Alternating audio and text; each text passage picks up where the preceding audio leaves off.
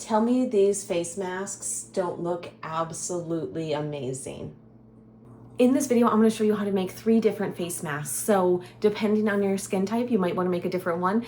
Like I said, I don't care that we're in a winter storm outside. I am in spring, summer vibes. Like I am putting that out there and I'm getting myself ready for spring. So without further ado, let's dive in. Let's go over all of the ingredients for each mask and how you make them.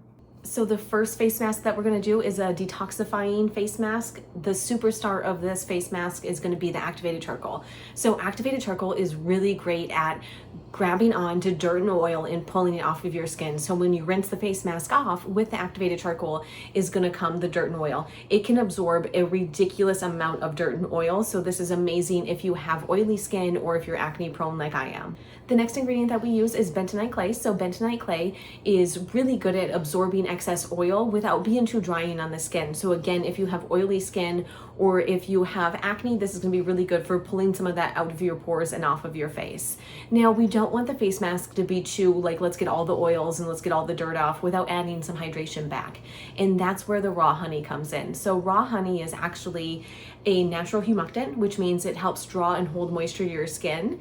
And it has antibacterial properties, which is good for soothing your skin. So typically if you have acne, your skin can be a little bit irritated, which is also why I bring in aloe.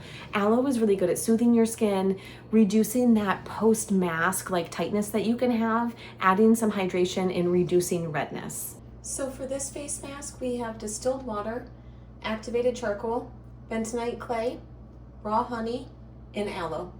Go ahead and grab a mixing container. And we're going to add distilled water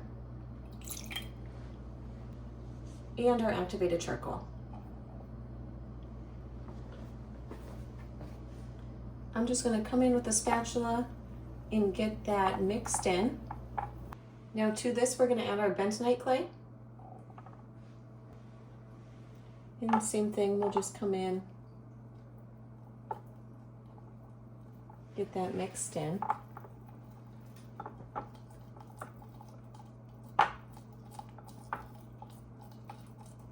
Now it takes a little bit to get your clays all the way hydrated. That's why I kind of like to do them first.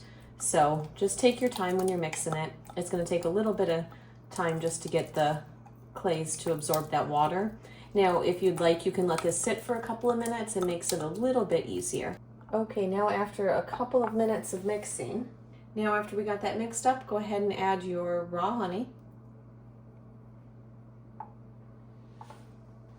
And at the same time, the aloe. We're just going to mix that all up. Now it's a little bit hard to see in this container, so I'm just going to pop it in here so you can see our final face mask. And here is the final consistency of our face mask. The next face mask that we're going to make is a brightening and glow face mask. Now this one smells amazing. Like a face mask has no business smelling this good, and that is due to the rose petal powder. So the rose petal powder smells absolutely amazing. It is also calming for our skin, and it's going to help leave you with like a lovely glowy consistency due to the minerals in the rose powder. Next is going to be kaolin clay, and that's going to pull out a little bit of the oil from your skin. It also does a very gentle exfoliating when you're taking it off. Now the glow of this face mask is going to come from the orange peel powder. So orange peel powder is going to have vitamin C, which can give you that glowy, brightening look over time. Our next ingredient is green tea powder, which is a great anti-aging ingredient to use. It's also good for regulating the sebum, which is the oil that your skin produces naturally. This mask really leaves you with a glowy, anti-aging, brightening face. And we add, again, a little bit of aloe in there just to reduce some of that post-mask redness or combat some of the dryness that you can get when you're using a face mask. For this recipe, I have kaolin clay, distilled water, aloe, rose petal powder, green tea powder, and orange peel powder. Go ahead and take a mixing container, add your kaolin clay, and your water. We're going to go ahead and mix that up really quick. We're going to add our rose petal powder, green tea powder, and the orange peel powder. And we're gonna go ahead and mix that in. And to this, we're gonna go ahead and add our aloe. And we're just gonna go ahead and mix that up. And then what we're gonna do is just go ahead and pop this into another container so you can see the final consistency. And tell me that face mask isn't amazing. And the last mask that we're gonna make is a mineral firming face mask. This face mask is packed full of skin loving ingredients. The first ingredient is gonna be dead sea clay, and this is great for the minerals that you get in there. It's good for hydration, it's good for anti-aging, it's really good for a multitude of things.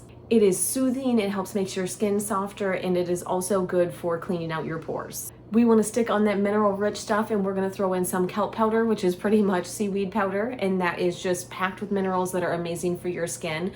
With this, I always want to throw just a bit of aloe in there.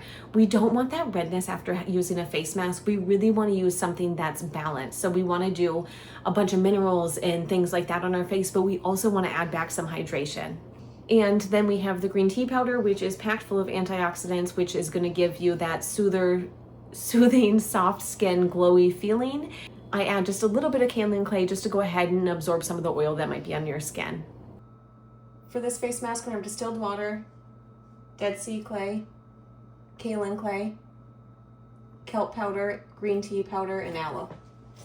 Grab a mixing container, add your water, kaolin clay, kelp, and dead sea clay, green tea powder, and you're just going to go ahead and give that a good mix. And then to that, just add your aloe and go ahead and mix it up. Okay, of all of the face masks, I think this one has the best consistency. I really hope you enjoyed this video. I hope you enjoy making and using your face masks as much as I did. If you haven't done so already, be sure you hit the like and subscribe button down below. Also, be sure to check out my website, which is summerrain.website, where there is a printable recipe available.